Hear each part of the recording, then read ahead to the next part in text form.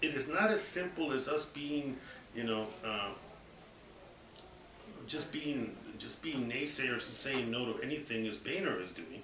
What we're saying relative to this decision, unless you listen closely and incorporate revenue generation as part of this package, the cuts are coming off the backs of middle class and poor people, and that's intolerable.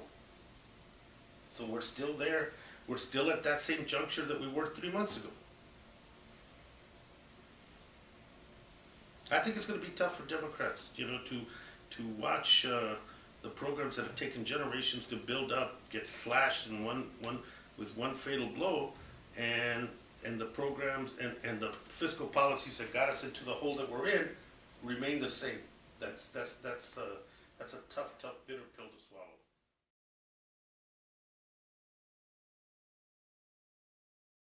A real discussion about where we generate revenues and where areas need to be cut.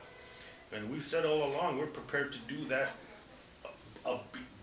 separate and beyond tying all these programs and cuts to the debt ceiling issue. We've never walked away from that commitment.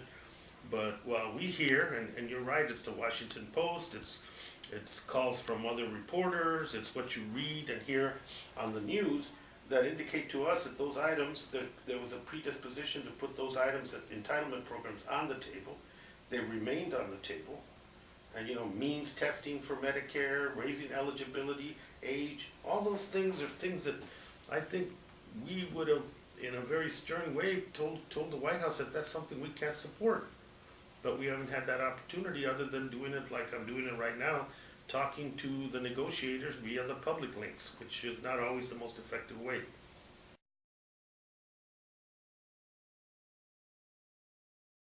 You're trying to defend. We're trying to have a resurgence and gain the majority back in the House, so that there's political calculation to be taken into account as well. And you ran defending these programs. It's part of the backbone of our party. And if, for the sake of the deal, we have to give those up, I mean, that's I don't care who you are, that's a really tough ask, you know? And I think a lot of members feel like feel no obligation, okay, to go along simply because it's plopped in front of you and it's a do or die moment, when you haven't been included all through the process. And when you haven't had a chance to present your case where reduction should occur, and why we need to leave these entitlements alone.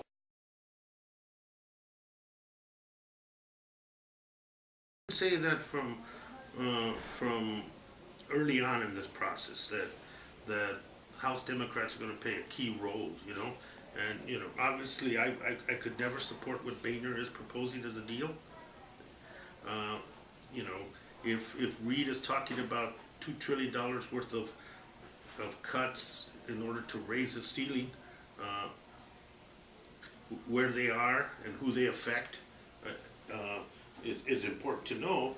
But it is significant to realize that Reid has said Social Security, Medicare, and Medicaid are off the table. So, you know, there's no tax increases there. We don't roll back the Bush taxes, but this is.